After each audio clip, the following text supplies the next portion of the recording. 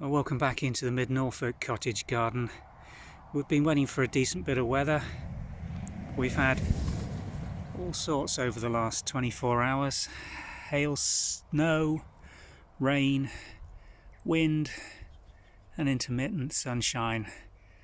And I'm hoping this isn't too windy, and we're going to give you a little tour of this cottage garden and show you everything that's doing really nicely at this time of year. We've been thickening up the plantings of this little anemone blanda blue, which is grown from a corn in this bank, and we're starting to get a little bit of impact now. It's a really pretty little flower, this. The blue colour on it goes so well with this mixed planting of daffodils and narcissi. Let me just draw back and we'll show you the long effect. It's partly still shaded here, but hopefully you'll get the impression that we've popped enough of this in just to give you that impression of blue amongst this beautiful bank of daffs.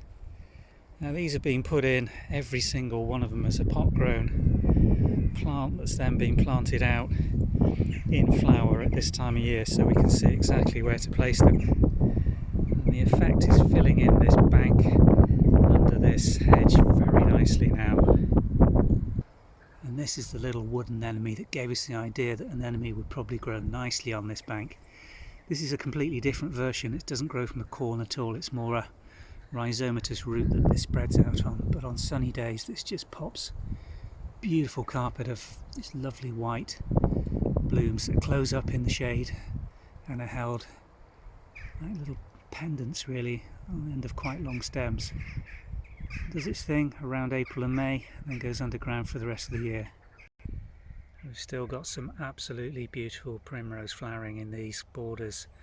We've been extending this planting up as well because the cream yellow goes so well with the bright buttercup yellow of these little narcissi, which are now just finishing off.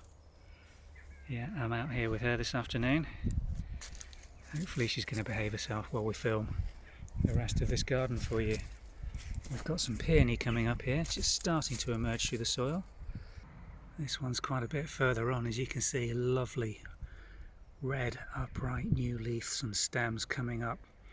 This is growing through a Japanese anemone, which is also growing through into that. The front here, there's another Japanese anemone, completely different leaf form, but started to emerge from its winter dormancy now.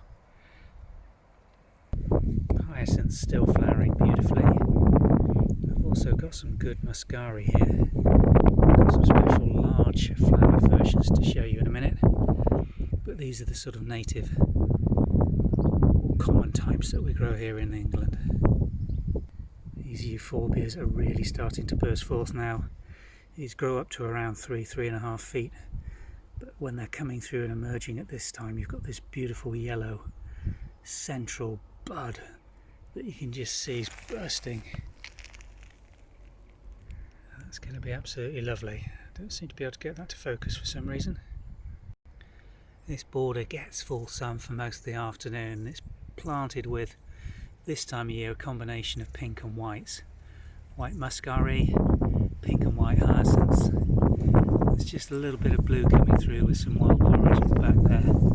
Then we've got alliums starting to emerge and grow up the wall behind it. And the odd Fritillaria Imperialis that's just escaped and been left in this border. Should really have been moved round into the courtyard. Haven't quite caught them all yet. And this is the opposing planting. As the rose arch continues up this run, we've got the pale yellow of the primrose planted with the blue hyacinth and blue muscari. If you get the density right, it just gives you this lovely yellow and blue underplanting while the roses are still emerging. We've been working on this long border over the weekend in between these hailstorms. We're starting to get a peppering of this purple hyacinth, which usually wouldn't be flowering at the same time as these daffodils. It's been a very late and strange spring this year, and these would normally have been over for about a week and a half before the purple starts coming out to continue the colouring. But this year everything's out at the same time. Dominant planting at this end at this time of year is the primrose again. So we're trying to form a carpet, almost like a floor at the base of this planting. Got the Egyptian irises there in front of the magnolia, which really hasn't got going because it doesn't get enough light in this position. It really should be moved, that one. Tree peonies are just starting to emerge, but the long effect of all those narcissi that we've planted over the last year really having a good popping colour, blast of colour still lasting through into the middle of April. Planting under this pear tree is a mix of different narcissi, species daffodils and the giant snowflake that we're so fond of. We've also got, which you can't see emerging yet, quite a planting of bluebells, which will pick the colour up in May when all these are finished and been deadheaded. And on the back border where we've got the mound and fence, we're just starting to get some colour in the rhododendrons. These have struggled to get going on this back bank.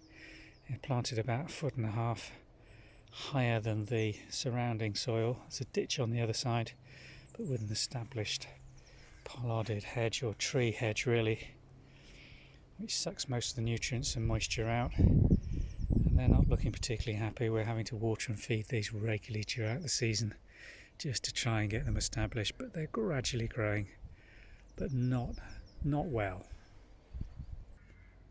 We've got a little planting of fritillaria in this area just to the side of the shed. There's a few whites coming up. Just let me find one of those for you. Here we are. More common to see the reddy purple variety, but the white ones hold their own and they are multiplying up gradually in this area of planting. There's another little clump which is absolutely covered in bud. That's going to be quite nice. About 6 inches shorter than the surrounding daffodils, but again it's unusual to have these flowering at the same time as the daffs, which would normally be over in a normal season. But they're doing okay, holding their own in this planting. It's nice to have them in this quite moist soil here.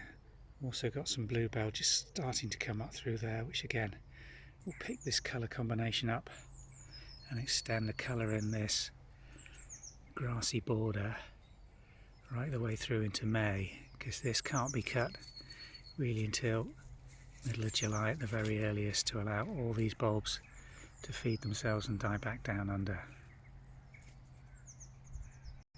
And the final little treat I've got for you, this little planting we've got just in this back area. These bright yellow, and then these little planting of this double polyanthus, which we've got planted along this front, just starting to pop now. Quite an unusual one this, I don't know the variety, but I'm very pleased that this manages to survive, and we're gradually splitting it and extending this planting to try and get better impact, but it's well worth growing. Just look at that, absolutely beautiful. So I hope you've enjoyed this little tour of what's doing well in the garden at this time of year. We're now almost at the middle of April. Bulbs are just about at their peak, early ones just finishing, and some of the later narcissi coming on, particularly the scented ones we've got still to look forward to. But we're looking forward to a little bit of warmer weather and spending a bit more time out in this garden.